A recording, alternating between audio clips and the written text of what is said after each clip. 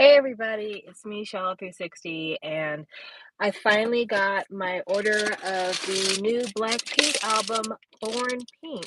I told you guys I was going to come back and talk about this album because, it is one of the biggest K-pop releases of 2022, and Blackpink is one of the most popular K-pop groups of all time, not male or female, just literally of all time. So, if you are a person who pays attention to K-pop, it makes a lot of sense to be talking about Blackpink right now. So before I have the discussion about all of the tracks on the album, I want to just kind of talk about like how popular Blackpink is because I think a lot of people are under the assumption that the hype for Blackpink is all manufactured, and it's just because, like, the public is looking for a girl group to kinda be on the same level as BTS. So, I printed this list of, like, the 100 most streamed K-pop songs on Spotify as of the 2nd of September, and on this list, Blackpink is virtually half this list. Like, it's crazy. Well, not virtually half, but, like, I would say at least 20 songs from Blackpink are on this list. In the top 10, there are 1, 2, 3, 4 Blackpink songs in the top 10, either by solos or by actual just Blackpink. So, on this list of the top 100 songs, Blackpink comes in at number 5 with How You Like That, comes in at number 6 with Kill This Love, comes in at number 9 with Lisa's Money, and comes in at 10 with Do Do Do Do. Then going past that, you're talking 11 with Kiss and Make Up, their song with Dua Lipa. You're talking number 14 with Ice Cream. Jennie's Solo is 16. 18 is As If It's Your Last. 19, Boom-Ba-Ya. 20, Lovesick Girl. 29, Playing with Fire. Flipping over to the next page, 33, Lady Gaga and Blackpink, Sour Candy. Going down from there, Whistle at number 40. Number 41, Pretty Savage. Going down from there, we're looking at Lisa's La Lisa is on here. Going down from there, 63 is Rose on the Ground. Going to the next page, we're talking number 77, Don't Know What to Do by Blackpink, which is crazy because I don't really remember that song at all. So yeah, Blackpink, they really are the it girls. They really are the ones to watch when it comes to K-pop. It's just a fact.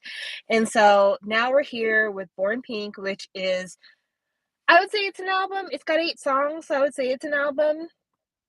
And I don't know if the rest of you feel this way, but I think that Born Pink is better than the album. I do. I'm sorry. I just feel like the songs are better on Born Pink. I feel like they explore more sounds. I feel like it's a better production. I just like everything better about Born Pink except the singles. I feel like Born Pink as an album is a great album. I think that it's something the girls should really be proud of what they've presented for everybody. But when it comes to singles, I honestly don't hear this album as an album that's made for generating singles. But I also feel like YG doesn't know what the hell a single should sound like, so maybe I shouldn't be as critical as I am. One of the things I'm thinking about is the fact that according to this list, like I said, as of the 2nd of September, the highest streamed song by Blackpink is How You Like That. For those of you who don't have memories of kind of how releases have gone for Blackpink, when Blackpink first came out, everything was digital. They didn't have even a mini album until I want to say almost a year after they had debuted. And the singles did really well. Everybody really liked Boom Baya. Everyone liked Whistle. Nobody remembers Stay. It did okay, right? And then it was time to do the album. The first song to come out before the album came out was How You Like That, which some people were like, the song, it's okay. It sounds like everything else, whatever. Then the next song to come out was Ice Cream. Then the next song to come out was Lovesick Girl. And Lovesick Girl, in case you don't remember, was the title track for the album. It was. It was the single. Ice Cream was a pre-release single. How You Like That was a pre-release single. Lovesick Girls was the single for the album. And I just feel like, YG, what? What? Why would you do that? That makes no sense. So, with this album, Pink Venom was the pre-release track. Shut Down was the single. And I don't agree with this. I don't agree with it in terms of I don't think that Pink Venom is a lesser song than Shut Down. I feel like Pink Venom might be a stronger song than Shut Down. But also, I don't feel like either of these singles are on par with the singles that Blackpink has had before, and I don't think that either of these singles would be singles that I would choose to kick off this album. But I also feel like if I was going to do a lead single for this album, I would have gone in a completely different direction. I wouldn't have gone the Lovesick Girls route, but I probably would have gone somewhere way the fuck on from there. But again, YG doesn't know what they're doing when it comes to singles, so this is what we got. Same thing with Lisa. La Lisa was the single for La Lisa's album, which I get because it's got her name in it, but let's be very clear, Money should have been the single. Money should have been the title track. Money should have been the single based on the Spotify list and based on the views and based on fuck TikTok. Money should have been the single. And I'm listening to this album and I'm like, the single should have been recorded. They should have recorded a single for this album because, I mean, honestly, if I was really going by which songs make me the happiest, I would probably say my favorite songs on here were Happiest Girl in the World, Hard to Love, Type of Girl, and Ready for Love. Honestly, Ready for Love to me would have been a decent single, but let's just go every track. Let's just go through every track. I'll tell you my thoughts on everything. You tell me how you feel, and then we will get into this. So let's start with Born Pink, or Pink Venom. That's the first pre-release track that we got. The first thing I had to say was Lisa does a great Rihanna impression because she does that one by one and two by two, which is from Replay, Stomp on the Replay by Rihanna, Rihanna's first single. Uh, does anybody remember that was Rihanna's first single? Does everybody think that Rihanna started with Umbrella? Anyway, uh, I wish that the chorus on this song was a little stronger. I get that that's a popular thing in music right now is to do like a really bombastic kind of pre-chorus and like really build up the tension and then just put nothing on the chorus. The problem is that this song has like also a mashup quality because it's got that hip hop interlude with like kind of whiny synths and the big hip hop percussion, and that's the rap part with Lisa and Jenny.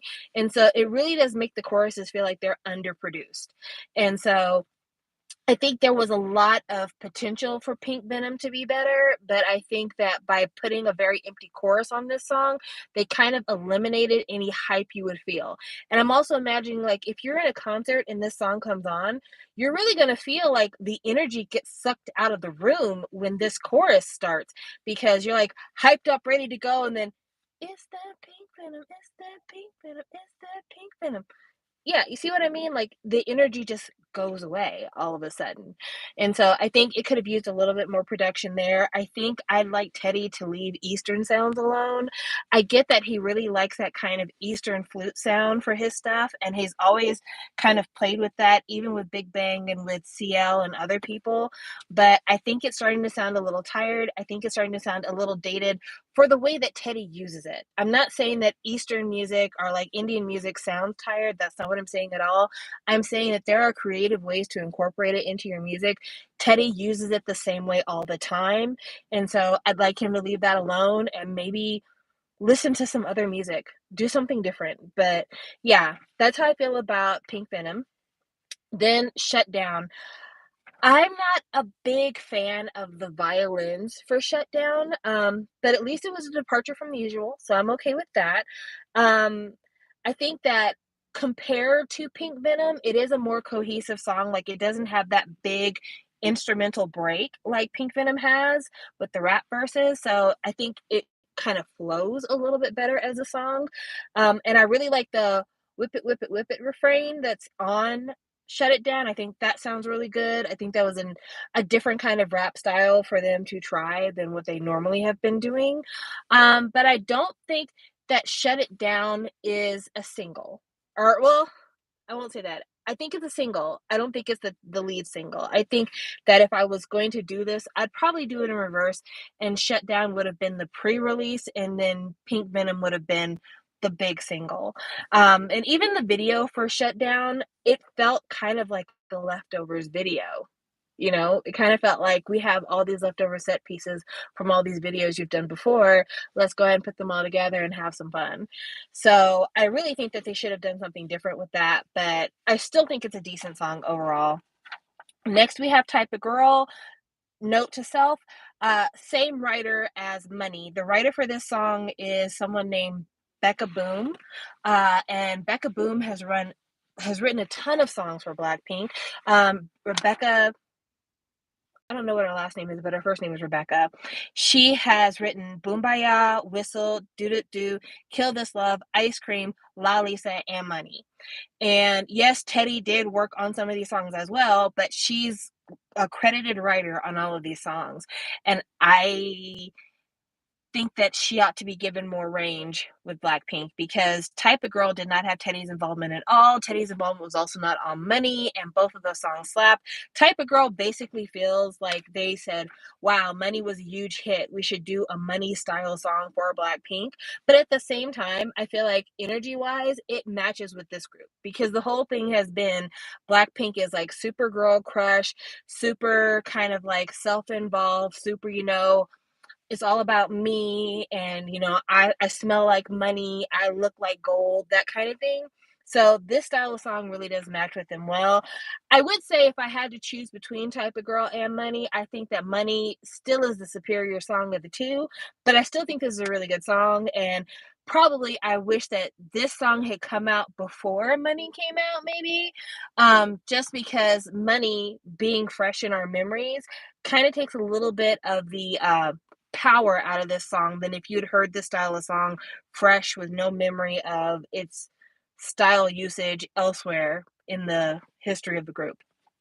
Next, we have Yeah, Yeah, Yeah. This is a song that was written by both Rose and Jisoo, I believe. I think so. And I think that it's a really fun little new wave pop song. I think that they could have done something to make it a little bit more memorable, because I think that the bridge was not as strong as I would have liked it. But I thought that the girls sounded really good on here. I'm impressed with the fact that Rose and Jisoo got to write on a song like this, because I feel like they're not always interested in giving writing credits to the girls, and that's unfortunate, because I think that they would have a lot to say. They're gaining a lot of life experience over these last few years, and I think that could lead to some very interesting lyric writing. But I'm not allowed to have my opinion on that. Now we're gonna go to Hard to Love. I think this might have been one of my favorite songs on this album. This was a Rose solo, and it's just upbeat, even though it's melancholy at the same time. And Rose, I feel like if we ever get a true album from her and not just like a couple of glorified singles, it would be a really great album to listen to, because when Rose is in the context of Blackpink, a lot of the vocal tics that she has and like some of the more quirky things she does with her voice, it actually makes more sense when it's expanded over the course of the whole song. So, kind of the way that they utilize Rose's voice when it comes to Blackpink, she gets utilized a lot for pre choruses, she gets utilized a lot for like the second half of a verse. But I feel like she doesn't get as many choruses as some of the other girls get. I don't think she gets to open verses as much as the other girls get, and it's because her voice has so many kind of sharp moments in it that it feels like they use her to be like a punctuation mark. But when she's allowed to take the entire song, it seems like she feels less of a need to be that punctuation mark, and it gives a more even performance for her, and I really dig it. I think it's a really great idea to just let her sing out, and I'd love to see like what she does with her voice if she's given a more tender song, if she's given something that is more ballady, if she's given something, I don't know, just something a little bit different. Because when you listen to her for an entire song as opposed to just like the little segments that she gets in the Blackpink song, it is just a lot smoother. I don't know what other word to use. It's just a lot smoother. Okay, next is Happiest Girl in the World. I thought this was another really good alternative song. It is a very emo song. It reminds me a lot of like Christina Perri. It very much sounds like it could be on like a Twilight soundtrack. But I liked it though. I thought it was good and I would like to hear more of that kind of stuff. Also, it's all in English. I didn't mention it, but Hard to Love was also all in English. And I don't know, I thought it was really good. I would listen to that song again. I would absolutely listen to that song again. I would need to be in the mood for it, but I would listen to that song again. Next is Tally, another one all in English. This one I wasn't as much of a fan of. I don't know what it was about this song, but I remember listening to it and being like, this song is kind of dull. And when I was listening to it, I'm like, this song reminds me of Lovesick Girls. And sure enough, Brian Lee worked on Lovesick Girls too. So same songwriter, same kind of boring song. There's something about this song that feels very disingenuous. Like, this sounds like a song from a girl trying to be different. It reminds me very much of maybe Avril Lavigne, that kind of vibe, which is not my favorite kind of vibe. So even though I love Blackpink and I think they do really good stuff, I feel like they need to quit working with Brian Lee because his songwriting is boring and I'm not interested in it. And then lastly, we have Ready to Love. Of all the Teddy songs on this album, to me, this is the best one. This one is very typical Blackpink. I think anyone listening to it would know right away it's Teddy's typical style. But I think because it is like so prototypical of Teddy, it's so him that it kind of makes it really nice. And this song did get a video because I think it was launched with some kind of video game or it was associated with some type of video game series. So it does have a video, but the video is all like computer graphics. I would love to see this song with like a performance video. I think that'd be really good. I think honestly, if I could, I would take Shut Down and not make it a single and then make Ready for Love maybe the pre-single, give it a real video, and then make Pink Venom the signature song for the album. But overall, I was happy with this album. I thought it was really good. I didn't cringe as much with some of the English moments as I have in previous Blackpink songs. I'm sure if I just gave it a much stronger listening ear, I would find some English to gag at, but overall, I thought it was really good, and I'm really proud of the growth of the girls. I'm proud of the growth of their style, and I just because Teddy is the founder of the Black label, I don't think they'll ever be able to fully escape him, but maybe him seeing the performance of the music when he's not involved will cause him to like let go of the reins a little bit and allow them to work with other people and do a little bit better. I'm going to turn on this light right here and hopefully it'll keep us from being completely dark, but I'm going to turn on like all the lights. Anyway, last thing to talk about is, so this is the album. You can see the size of it. You can see what it looks like. I haven't opened this yet. As you can see, it's still sealed. I haven't opened it yet. This packaging reminds me very much of a BTS album. I want to say that this reminds me of the School Love Affair album, like just from looking at it on the outside because of the double layer.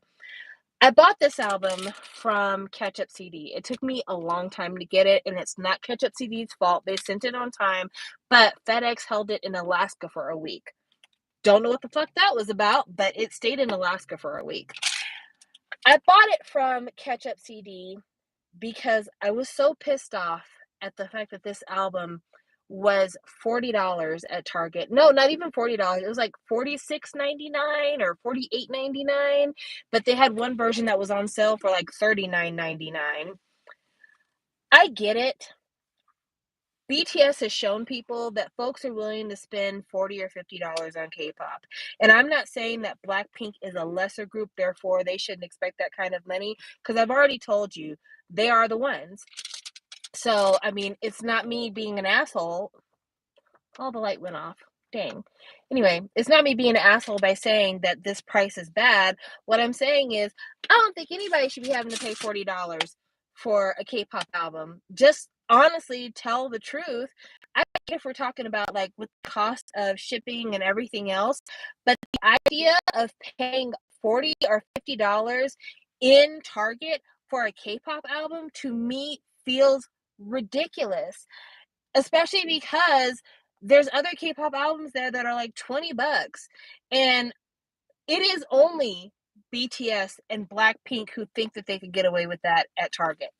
And so I guess as long as they feel like they can get people to pay it, they're going to keep having it at this rate. But it just feels it feels like you're shooting yourself in the foot. It feels like you're shooting yourself in the foot. Just a second, I have to turn the light back on. It feels like you're shooting yourself in the foot because, number one, if you make the album cheaper, people are going to buy more copies. So I know a lot of people who love K-pop. They trade photo cards and stuff like that, and they're going to buy 10 copies of an album if it's $20 a piece in order to have enough copies to have multiple photo cards and do trading. If the album costs $50, I might buy two, but that's all you're getting from me. I'm not buying 10 copies of a $50 album.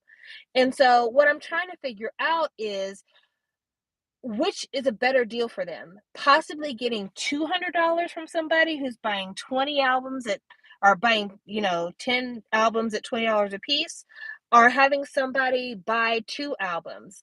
And I just feel like it's a better deal to make it cheaper, knowing about the photo card collecting community and making them buy more. So Jade is keeping a few chats here.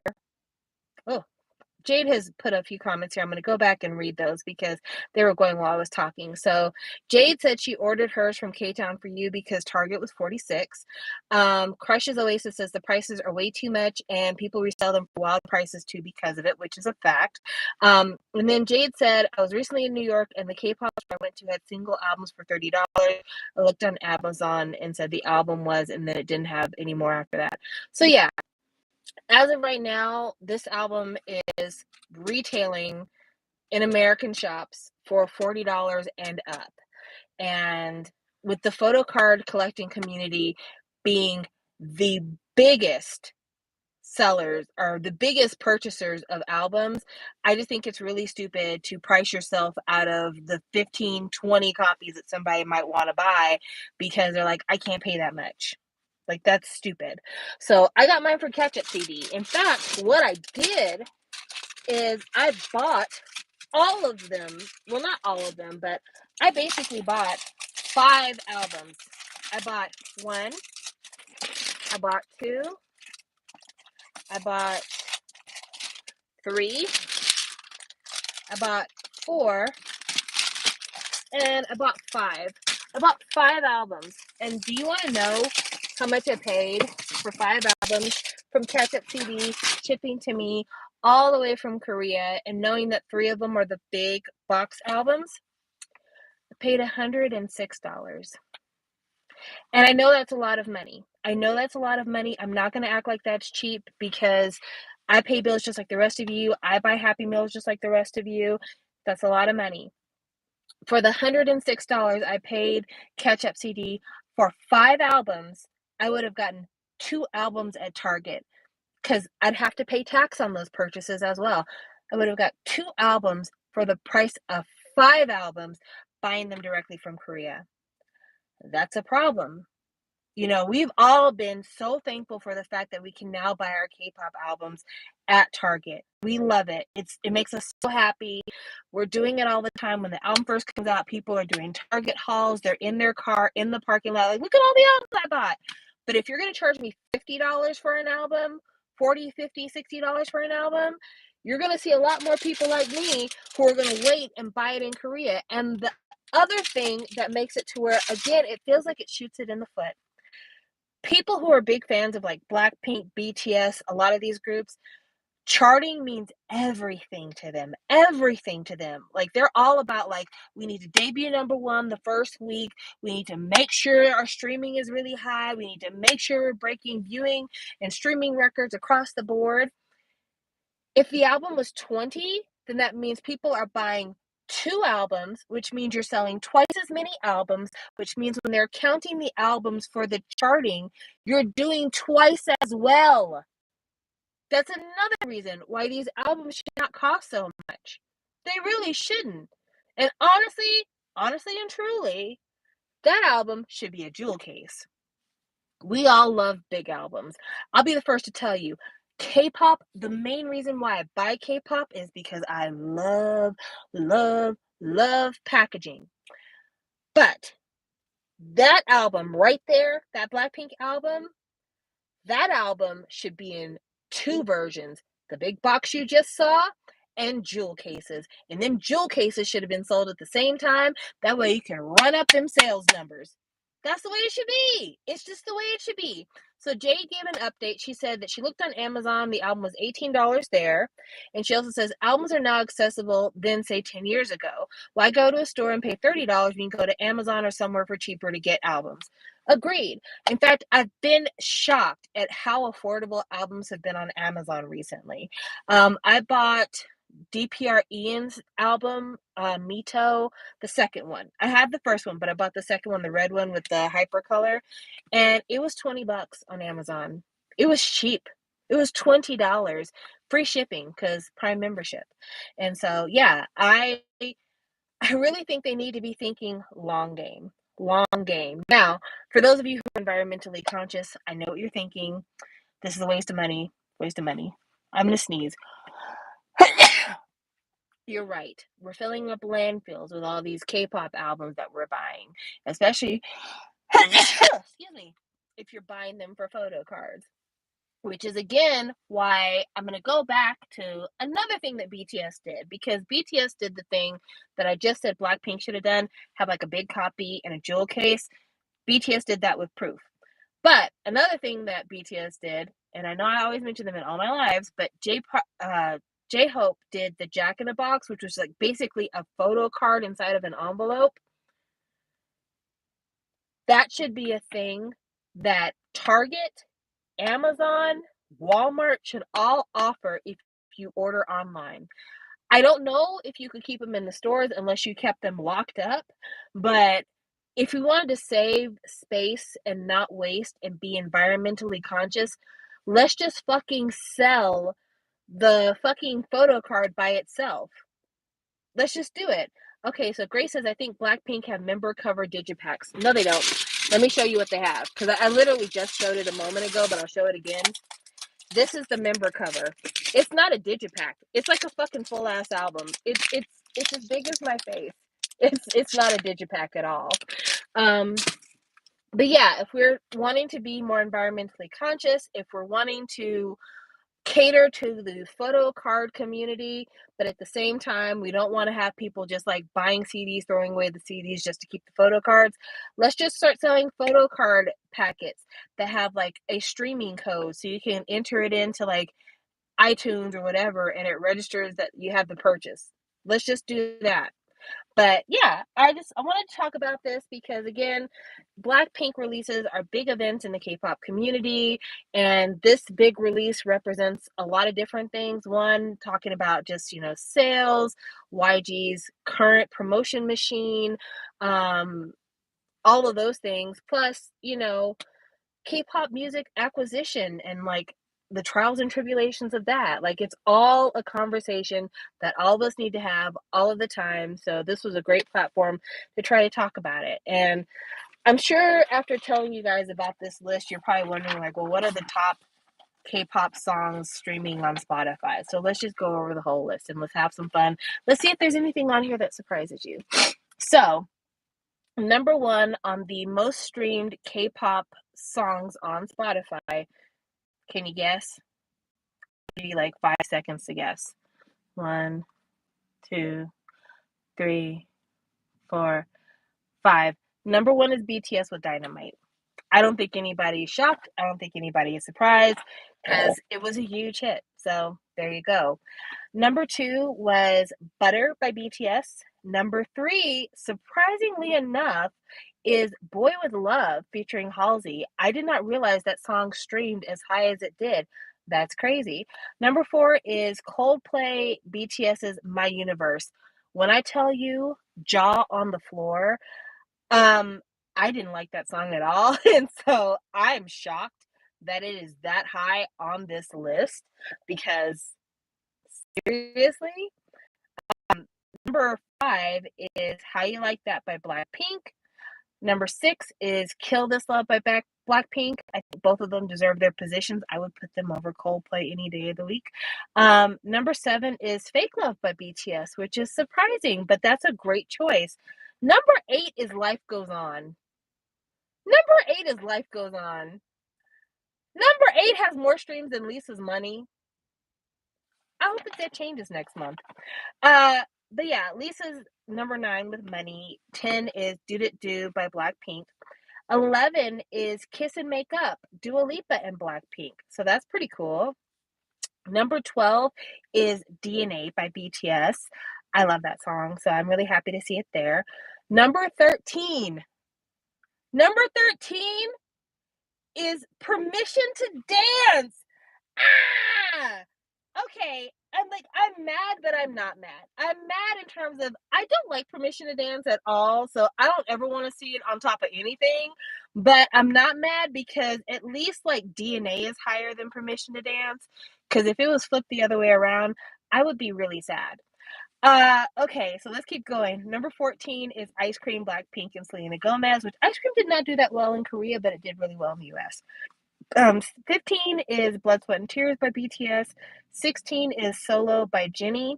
17 is Euphoria, which is surprising. Euphoria is one of those tracks that, as I've gone on, time has gone on, I've liked it a lot more. But when it first came out, I'm like, it's a ballad. I'm cool on that. Number 18, Blackpink, As If It's Your Last, which for a long time was like everybody's favorite Blackpink, and then How You Like That came out, and it was the best. I still Look at You Now, Look at Me. That's still one of my favorite. And then the You Go Like That, da da da da da da da, genius. Becca Boom did that. Anyway, let's keep going. So next is 19, Boombayah by Blackpink.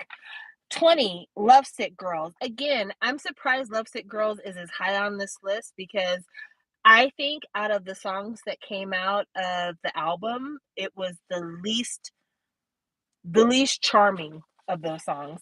Okay, number 21 is On by BTS. Number 22 is Spring Day. Number 23 is Black Swan.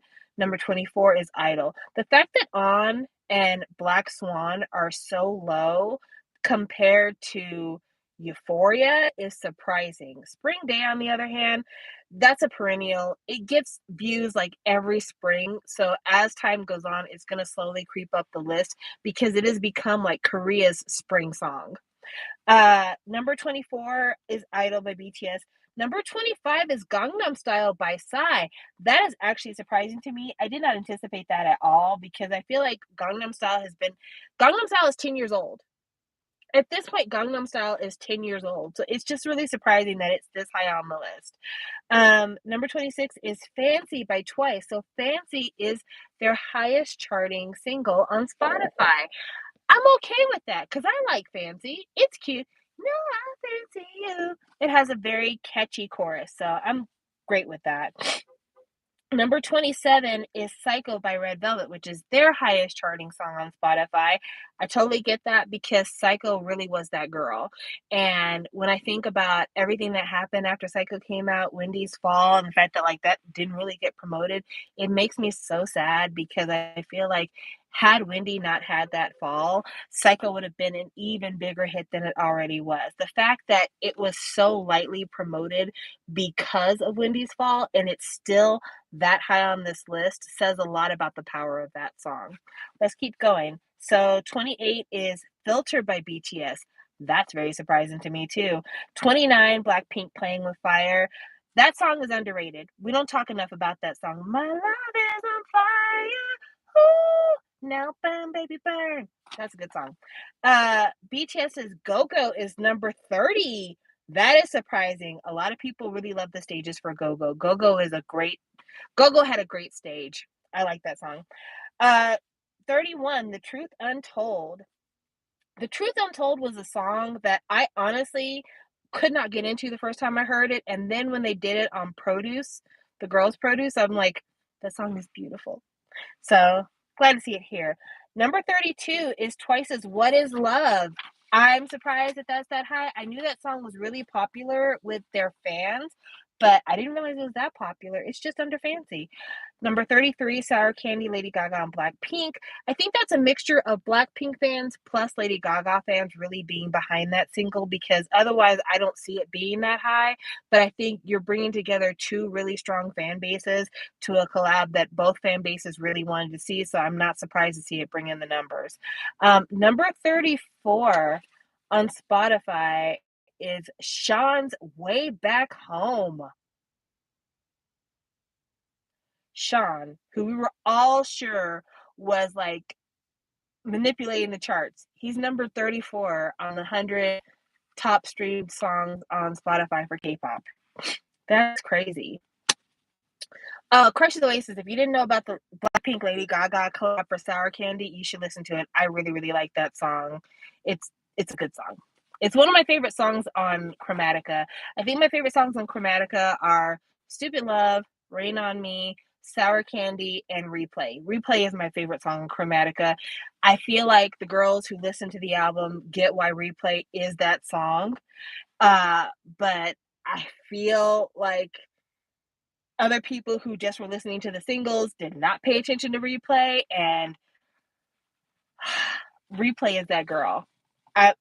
I'll be talking about Replay at another date. Anyway, I'm just gonna open the door and close it again just because I don't want the lights to go off. So Ileana asked me, did I like the Crush and J-Hope collab? No, I did not. And I didn't dislike it. I just didn't like it. I feel neutral on it. I know that Crush was going for a more hip hop sound. They called it Rush Hour. If you look at the cover art, it looks very hip hop. It looks like the cover, not cover, but it looks like the poster for the Rush Hour movie. I just didn't like the song. I didn't. J-Hope is not why I didn't like it. J-Hope did fine. I just don't like that style for Crush. I don't. Crush keeps trying to convince us that he could be a rapper. I don't want to hear it, Crush. I'm going to tell you the same thing I told Jay Park. Fucking sing. I didn't come here to hear you rap. I came here to hear you sing. So that is what it is. Let's keep going. 35 is BTS's I Need You, followed by 36, Dope. That is surprising. That is really surprising to me. I like I Need You a lot. I always thought that was a really good song. But the fact that Dope is 36, that's surprising to me because I feel like people don't talk about Dope that much. When Dope first came out, it was if anything, I would say that Dope solidified that BTS was on the rise because Dope was a big song to me, Dope was a big song before BTS really started reaching out to international audiences. And the fact that it's sitting here the way it is really confirms like it was that girl. It was that girl. Okay, keep going. Number 37 is iKON's Love Scenario. So yeah, I really like that song. I'm surprised to see iKON here this high because yeah. Woo. Okay. Let's keep going. Yes, I do know about that, and I'm excited about it, and I love Minho, and we'll talk about that some other time. Number 38 is the KDA Pop Star song, which I'm not surprised to see that here. That song was really good. It was really popular when it came out. It deserves to be on this list. Number 39 is BTS's Burning Up Fire. Again, surprised to get up this high. Great song. Fire. Everybody likes that song. Next, we have Blackpink's Whistle, which is one of my favorite Blackpink songs. That again, I feel like nobody talks about that freaking song, just like they don't talk about Playing with Fire that often. Whistle is such a great fucking song. It is such a great song. I can't whistle very well, so that's why I'm not whistling it. But yeah, I like Whistle a lot. Also, I love the video for Whistle. I love like the camera, how it kind of goes upside down. That's really cool. Anyway, number 41 is Pretty Savage. I feel like I don't even remember that song. I remember when the album came out, a lot of people saying they liked that song, and it was one of their favorite songs on the album that wasn't a single. But now I'm like trying to remember what it sounded like, and I can't remember what it sounded like. Wasn't Pretty Savage the song that Cardi B featured on for the album? Am I misremembering that? If I'm misremembering that, let me know. But I feel like Pretty Savage had a feature. Okay. Let's keep going. Twice. I Can't Stop Me, 42. Yay! I don't know why, I'm just so happy because I feel like people thought that that was a flop song, and I thought it was a great song. I thought that Can't Stop Me was a great song, and I feel like people acted like that song was bad. Just because Korea didn't like it didn't mean that song was bad. That song's a great song. I can't stop me, can't stop me. Ooh, ooh, ooh, ooh, ooh, ooh, ooh. I love that song. Okay, let's keep going. Then number 43 is Feel Special by Twice. That is surprising. You make me feel special. Why do I know so many Twice choruses? I have to give it to JYP when it comes to the chorus game. He knows what the fuck he's doing. Number 44 is BTS's Magic Shop. I don't agree with that at all. Number 45 is BTS's Anpanman. Eh. The best part of Anpanman is just listening to V say "Waiting for You, Anpanman." That's really the best part of that song. The rest of that song, you can go over there if you want to, but "Waiting for You, Anpanman." That is so hilarious to me. I can't believe they didn't just like die laughing in the studio when they recorded that. Maybe they did. They just edited that out. Number 46 is ITZY's "Wannabe." Wow. Wow. Bet You Wanna. Thank you, Jade, for reminding me. I knew they had a song with Cardi B. I just couldn't remember which song. So then after ITZY's "Wannabe" is Airplane Part 2 by BTS, which I really liked Airplane. I thought that was a good one. I'm noticing that a lot of the songs from the Love Yourself first part of the series are on here very, very high. Surprising. Surprising. And then 48 is Save Me by BTS, which is another song that I feel like people don't pay enough attention to. Like, Save Me came out at the same time as Fire, and so I think a lot of people concentrated on Fire. But Save Me is a really pretty video, really great choreo. It has a really kind of like melancholy sound to it, and I think it's probably BTS's best use of like electronica sound. I don't like the song that they did with the Chainsmokers. That song bothers me, but I feel like that song, "Save Me," was really good. Okay, next we have "Microcosmos" by BTS. A skip for me. Other people like that. Number 50 is "Mic Drop," the Steve Aoki remix. I can agree with that. I thought "Mic Drop" was a good song. I still think "Did You See My Bag" is so funny because I mean they're not wrong, but at the same time it just sounds silly. Did you see my bag? Did you see my bag? Hilarious. Number 51, shock and awe surprise. It's V's "Sweet Night." That is surprising to me. Number 52 is BTS's "Pied Piper." That song should be higher on this list. Pied Piper is one of my favorite BTS songs of all time. My favorite BTS song ever is still Tomorrow, but like I would say Pied Piper might be number 3. Like I think it's like Tomorrow, Run, Pied Piper, and then Home. So yeah, I really, really like that song a lot. 53 is "The Feels" by Twice. Again, coming in with the catchy choreos. I got the feels. Yeah, there you go. I know the melody was off when I did it, but I was like, I got stuck in the middle of something in my mind. Okay, number 54 is Stevie Aoki's "Wasted on Me," which that song was okay, but I don't think it's number 54 okay, especially because the song that it's over is BTS's "Make It Right." And then underneath that is EXO's "Love Shot." I feel like EXO's "Love Shot" is a better song than Steve Aoki's "Wasted on Me" and "Make It Right" by BTS. "Make It Right" is the song they did with the Chainsmokers, which I don't like. Also, like, I'm surprised this is the first entry on the top 100 that we're seeing of EXO. Because Gangnam Style was really super high, and Gangnam Style is way older than most of EXO's entire discography. I would expect them to have at least one song in the top 50. This is shocking. Okay, then we have number 57, Lisa's "La Lisa," which is way below Money. And when I told people that Money was the song, people were like, no, La Lisa's a thing. No, no, no. Money is the one. Oh, that's right. Make It Right with Ed Sheeran. Thank you, Sarah. I remembered it wrong. I still don't like that song. So I'm not, I was wrong, but I'm not wrong.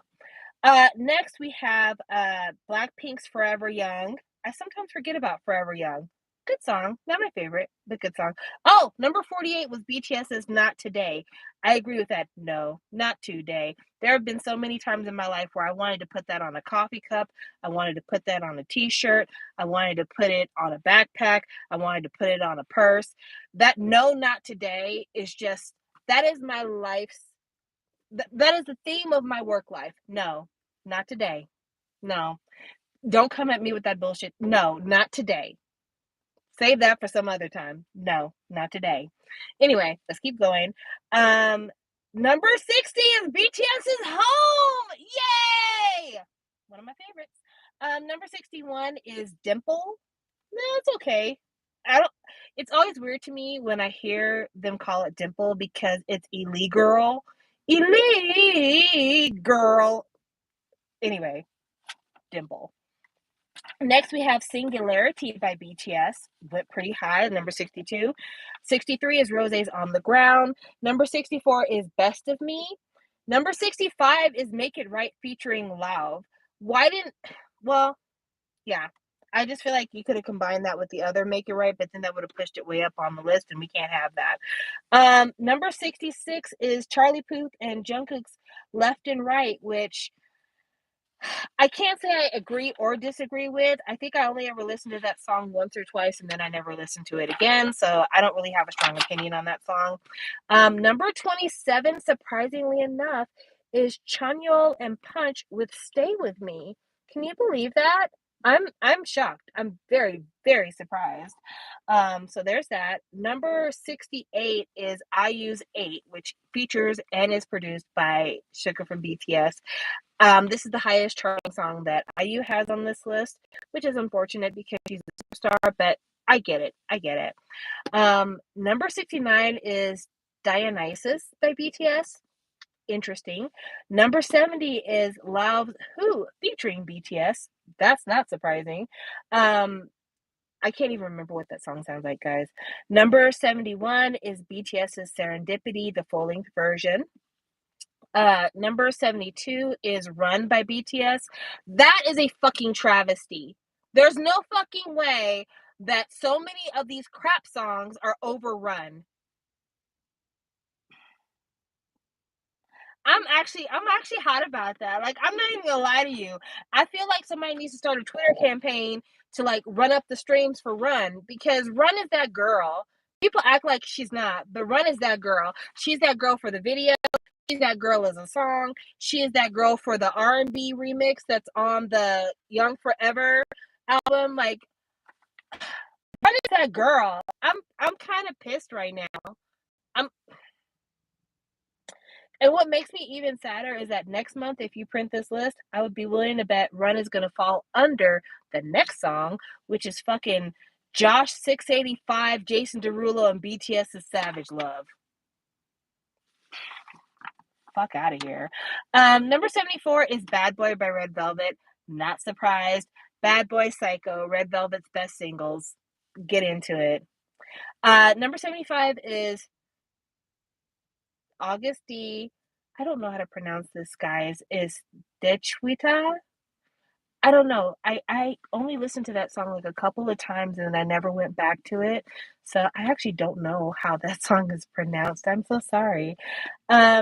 Number 76 is BTS's Stay Gold. Yeah, I guess. Number 77 is Blackpink's Don't Know What to Do. Okay, I can go with that. Number 78 is Epiphany by BTS. Number 79 is Blue and Gray by BTS. Number 80 is Film Out by BTS. Number 81 is My Time by BTS. I'm just running through these because I actually don't really care. There are songs that I don't really remember all of that well, so it is what it is. Number 82 is Stray Kids God's Menu. Can you believe that? This is their first appearance on the top 100 and it's God's Menu. It's a great song. It's a great song to choose, but like, yeah, I would have expected them to be a little bit higher up because they've got a really growing fan base. Number 83 is Silver Spoon Bopse by BTS. Number 84 is Blueberry Eyes by Max featuring Suga of BTS. Wow, a feature by Suga can get you a long way. It'll get you on the top 100 for K-pop songs. Number 85 is Hip by Mamamoo. Of all the Mamamoo songs, okay. Number 86 is Maria by Hwasa. Okay, I don't have a problem with that, but I'm also thinking to myself, like, I haven't seen a single, like, K-indie song on here, and I feel like if I was gonna go by songs that Hwasa was involved in, I feel like she's got other song collabs that would be bigger than this, but maybe not. Number 87 is Butterfly by BTS, a beautiful song, really like that song. Number 88 is Dala Dala by ITZY, so this is their second appearance on this list. Number 89 is BTS's Mic Drop featuring Designer, the Stevie Aoki remix. How is that different than the Stevie Aoki remix we did? Okay, well, I think the other one didn't feature Designer. All right, whatever. Number 90 is Jamais Vu by BTS. Number 91 is Boy With Love by BTS, not the Halsey version. Boy in Love. Okay. Number 92 is Twice as Yes or Yes. So Twice has been on here. Let's see. The Feels, Feel Special, Fancy, What Is Love, I Can't Stop Me, and now with Yes or Yes. So they're on there 6 times. Good showing, Twice. Number 93, Big Bang's Bang Bang Bang. Wow. Wow. If somebody had if you did not hear me say that, and I was just to ask you out of the blue, what do you think Big Bang's most streamed song on Spotify is? Would you say Bang Bang Bang? Because I don't think I would. Maybe I would. Maybe. I don't think I would. I don't think I would.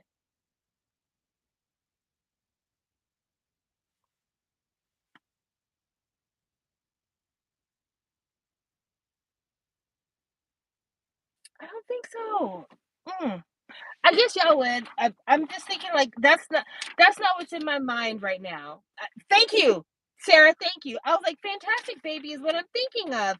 I would not have picked Bang Bang Bang, but I guess that is the height of Big Bang is Bang Bang Bang. I would have thought it was Fantastic Baby. My favorite Big Bang song of all time is probably Tonight. Like, thank you. David, you said it absolutely correct. I think it's a perfect song for the locals. Bang Bang Bang is not their best song. You right, David. Bang Bang Bang would be the song for the locals because if you were asking me which song I would choose, my favorite like title track song that Big Bang has ever done is Tonight. And it's not even a song that has always been my favorite. It's just like as the years have gone by, when I go back and listen to Tonight, it is the perfect stadium song. Like everything about that song is like FIFA World Cup level stadium music. It's just amazing. And then like Fantastic Baby, I mean, come on. If you were a second gen K-pop fan, you could not escape Fantastic Baby. You couldn't escape people doing parodies of G Dragon's Long Bang. Wow, Fantastic Baby dance. Woo! And then like I'm just thinking of other Big Bang songs that were like memes, like I'm a loser, wet body. I'm thinking that one was a huge song in Korea. Like Blue was a big song in Korea. My second favorite Big Bang song of all time after Tonight is Monster. No one ever talks about fucking Monster. Monster is such a good song. Unpopular opinion, I remember Fantastic Baby being on my first K-pop songs and it turned me off completely from K-pop for a while. Ah, Sarah! Oh, come on, Sarah. Come on. That's a great song. I'm sad. Do you at least like Bad Boy? Like, can everyone in the room agree that we all like Bad Boy by Big Bang? Can we all agree on that? We all like Bad Boy, right? Sorry, I'm a bad boy. We all like that. The main album is my favorite from them. Haru Haru, my live the live version. Yes, I like Bad Boy. I like Love Song. Love Song is a good song. No one ever talks about Love Song. I hate this love song. I hate this love song. That's a good song.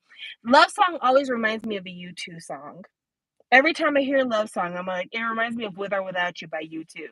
It has that same kind of like running guitar sound. Okay, let's go back to the list. So to finish out the list, we have 94 being Live by BTS. We have Mic Drop by BTS, the original Mic Drop. Mic Drop has been on this list 3 times, y'all. Telepathy by BTS is 96. ENHYPEN's Fever is 97. Good job, ENHYPEN. I think y'all might be the newest group on this list. Number 98 is Friends by BTS. I know what song that is. That's the love song between V and Jimin, but I'm surprised it's number 98 on this list. Number 99 is EXO's Monster. And number 100 is We Are Bulletproof the Eternal by BTS. I'm sad that Monster is 99. Okay, so another Twitter campaign we're going to have to do is we're going to have to bump up Monster. We cannot let Monster fall out of the top 100 K-pop songs. It is that song. Oh my gosh. Like, if you were like, I need you to recommend some EXO songs for me to play to somebody so they would know what EXO sounds like, I mean, it would be Call Me Baby, it would be Monster, it would probably be Growl, and it would be Love Shot if you like that sort of thing, but I would also play Gravity because I'm that way. But oh my gosh, Monster, Overdose. Obviously, I can't believe I forgot Overdose. Yes, Overdose, Growl, Monster, Call Me Baby. Those are the songs. And then, like I said, you're either gonna pick Tempo or Love Shot. One of those two. It's one of those two is gonna be your last one. I personally would take off Love Shot and I put Gravity because Gravity is an unsung hero when it comes to the EXO discography. But yeah, I can't believe EXO's number 99 with Monster. That shit makes me sad. Really, Crushes Oasis, you would recommend Mama? Really? Would you do it to troll your friends? Because the minute you play it, it goes shootless, mindless, careless, anonymous. I mean, I don't know about your friends, but I'd be like, is this a fucking joke? That's how I would feel. But I mean, I'm different than other people. Also, I feel like Exact is a perfect album. Wolf would be a troll too. Yeah, absolutely. Oh, nigga, Wolf, y'all. SHINee's not on this list, but I didn't expect SHINee to be on this list, to be honest with you. I don't feel like this list is like the list of the best K-pop songs. It literally is just the most streams, which means that these are the K-pop songs that have garnered the most international recognition. And if we're going by the most international recognition, this list tracks for the most part. I'm just really surprised that, again, Love Shot is so high and Monster is almost off of the list. That's shocking. That's shocking that ENHYPEN's Fever is higher on the streaming list than Monster. Yeah, Move was popular, but if you are a fan of K-pop, you don't realize how insular you are about like what's hot and what's not until you talk to somebody who, like, when you say, "What do you know about K-pop?" and like, "Oh yeah, BTS." Then you're like, "Oh yeah." You would not know a lot of the stuff I want to talk to you about. You're not going to know anything about the Produce series. You're not going to know anything about K-Indie stuff. You know nothing, Jon Snow. And so, yeah, I mean, the fact that a lot of SHINee's not there, you don't have any first generation people on there. There's no Wonder Girls. There's no 21 on this list. Like, there's so many groups, huge groups, aren't on here at all. There's nobody from Cube on this list. Shenna's not on this list at all. So, I mean, if you're talking about like what are the best K-pop songs, this absolutely can't be it because this doesn't include so many people who are so important. There's no Super Junior on here. There's no TVXQ on here. There's no Girls' Generation on this list, guys. Girls' Generation isn't on this list. Genie, I Got a Boy, not on this list. So this isn't a list of what are the best K-pop songs, because if it was, you wouldn't have a ton of BTS B-sides on here.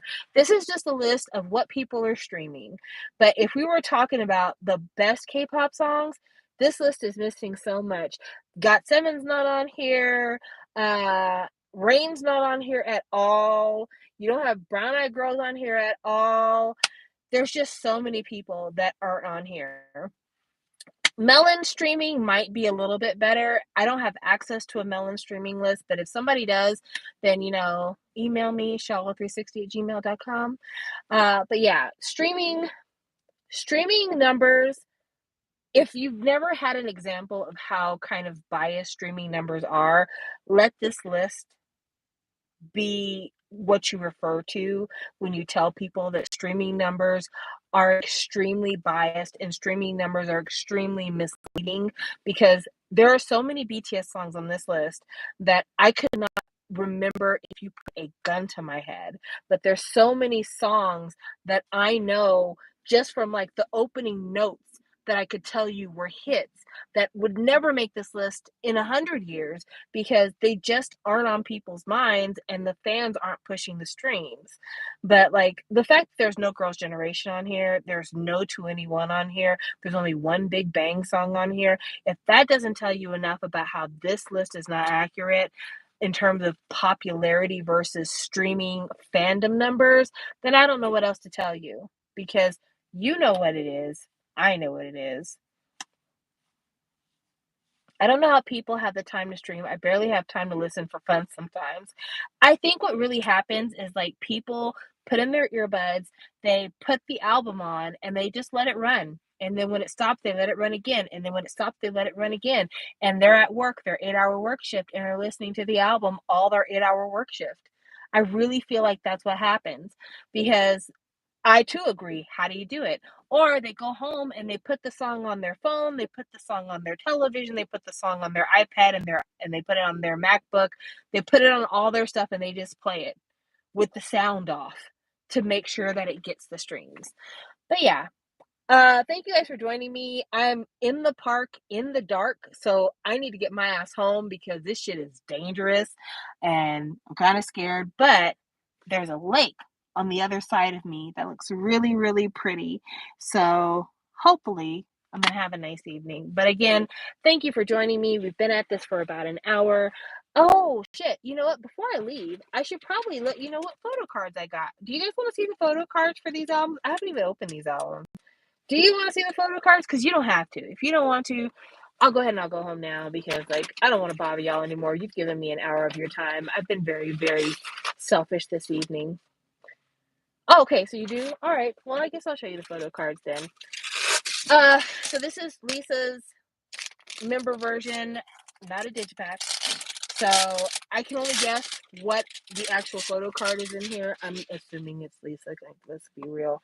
So it comes with a Lisa CD plate in here, and it has a photo book here. It's a thinner photo book, but it's all Lisa pictures, so that's kind of nice. And then you have this sleeve right here. It's got some stuff in here. This is the only one I opened before coming on camera. This is the only one. I opened it when I was in my office. This is the photo card. This is the back of the card. And then there is a lyrics book.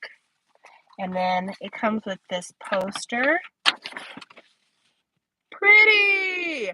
That literally does not look like her. I don't know who this girl is. This is some girl named like Kylie or something. This is not Lisa, but okay. Like seriously, that angle, I don't know who that girl is. She lives in Calabasas though. So that is what came with the Lisa version. Now let us open the Rosé version, because I haven't opened this one yet.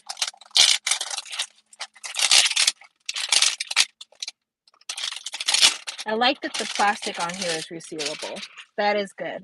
Somebody knows that we're going to put these on our shelves, and they made sure they're resealable. So this is the cover, and then this is the plate. It is literally upside down, so you can't see shit. This is the plate right there. That's cute. I like Jisoo's voice. Oh, a note that I had to myself here, which I didn't read. I should have read that. I said on here, on the happiest girl in the world, I said, I hope this is the sound of Jisoo's solo. I really think this worked for her voice. Go back and listen to Happiest Girl in the World. Jisoo has a chorus all to herself, and she sounds amazing. And I would love to hear a whole album of her sounding exactly like that, because I don't think we have enough deep voiced female solo stars in K-pop. Okay, so we have the lyrics book, then we have the poster here. The poster. This is the poster. It's all right. It actually looks like her, so that's amazing. Photo card. Let's get this photo card out. There's a really deep pocket in the back here, and whoa, where'd he go? Where did he go? Which way did she go?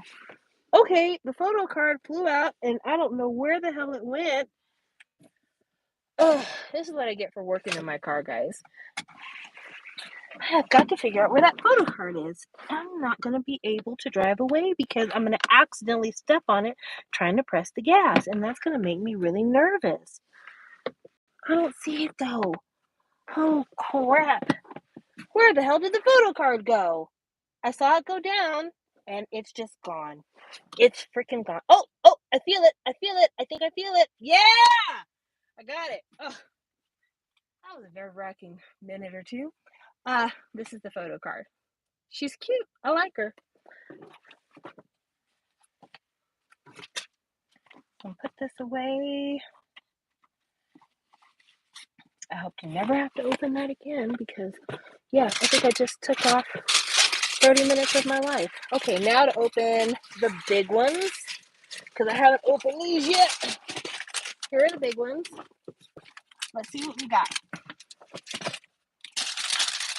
So let's open the white one first. It says on the back here that this is printed with soy ink. So, I guess that's more ecologically friendly than regular ink. I'm assuming. I really actually don't know. Ugh. Ooh, this is crunchy sounding, isn't it? It's very crunchy sounding.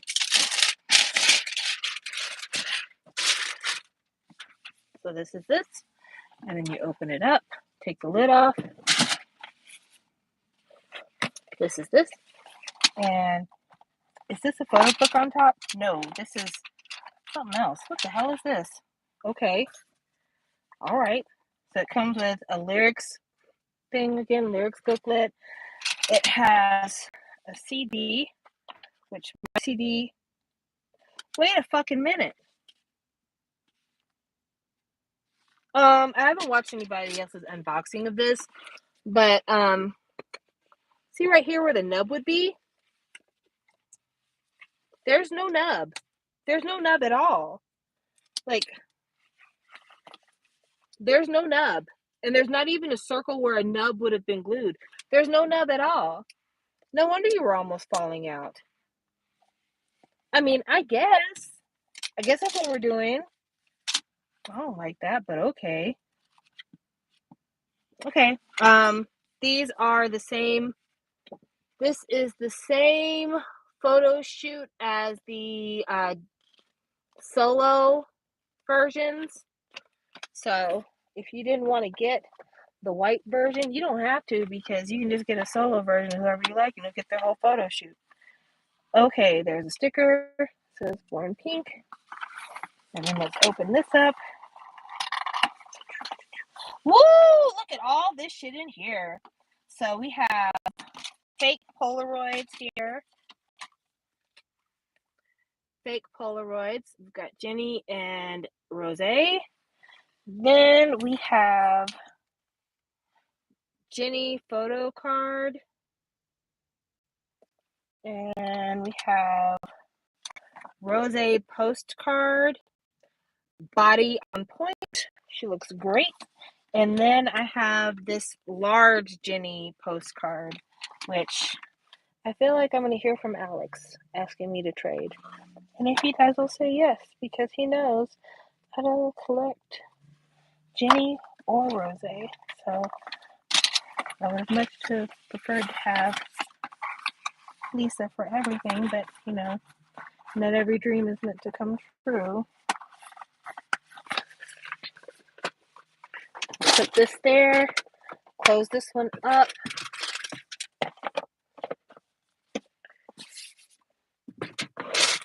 Next we have this one, which I guess is the silver version. I don't know. I feel like that's the gray version I just opened because it's gray. But then this one has gray fangs and the other one has pink fangs. So is it like the gray, the pink, and the black version? So I guess this is the black version. And I don't know. I just be buying shit sometimes. Okay. So this is it right here. The only thing I'm going to look at is the inclusions and the fucking photo book. This CD not having no fucking nub is annoying because that shit keeps wanting to fall out. Stop that. Fuck, stop that. Okay, let's go to the photo book. Let's see what the photo shoot looks like. This is a different photo shoot. Different hairs. Well, different hair for Jenny at least. You got the same hair, Rose. It's just down instead of in a ponytail. Lisa, like she's got the same hair color. It's just different. And then Jisoo, do you have anything different going on with your hair? Oh, you got ombre ends. Okay, cool. All right, let's see what we have in the insert game. Come on, big money. One thing that's good about Blackpink is when it comes to their photo cards, like every member is tradable. Every member is tradable. Okay, and it looks like this time I am again Jenny biased, apparently. So I've got Jenny and Jisoo for my fake Polaroids. I've got Jisoo for the photo card. I've got Jenny for the postcard. And I got Jisoo for the big postcard, which I love what her hair is doing in this picture.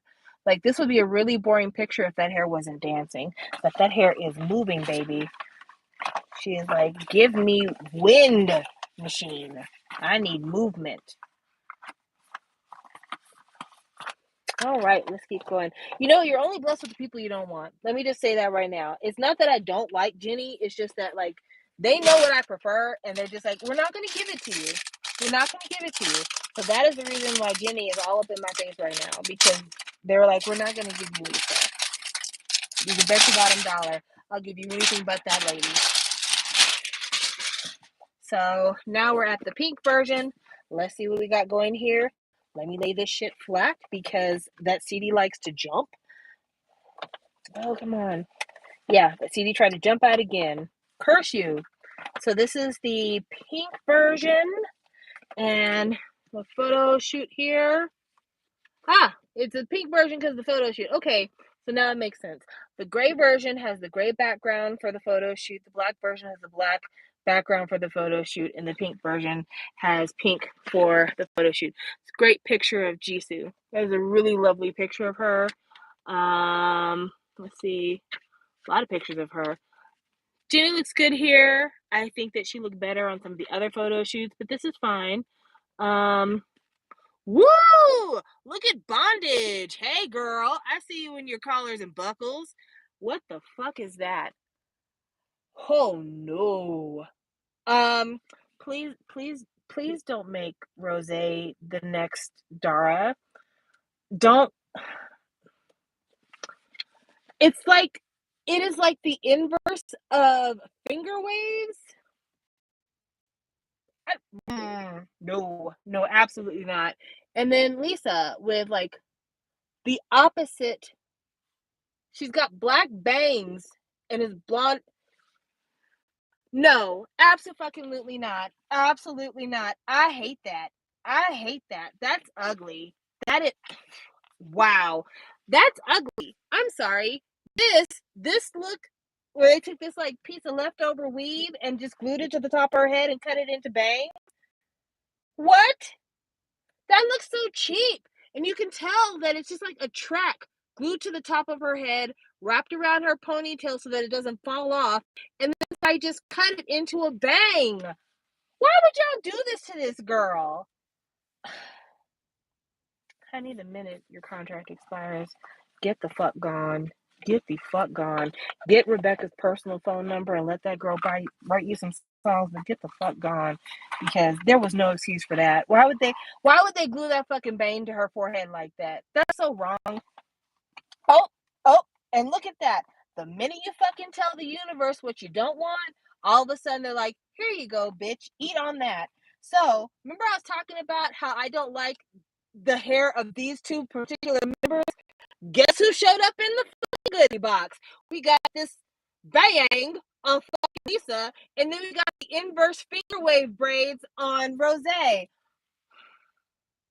See what I mean when I say if you tell the universe what you want, it gives you exactly the opposite? At least we did get a really cute photo card for Lisa. That is a really cute photo card. I like that a lot. And then we got the mini postcard of inverse finger waves again. And then we got the big postcard of the Bayang. That is so ugly. Oh my gosh. This this ruined this for me. This ruined this for me. I don't even want I don't even want to finish that out, Lisa. I really don't, cause I don't want that. Ugh, I'm so mad. It's That's so foul. Also, like I feel like this could have been a smaller packaging. For $50, this could have been smaller. This didn't have to be all this.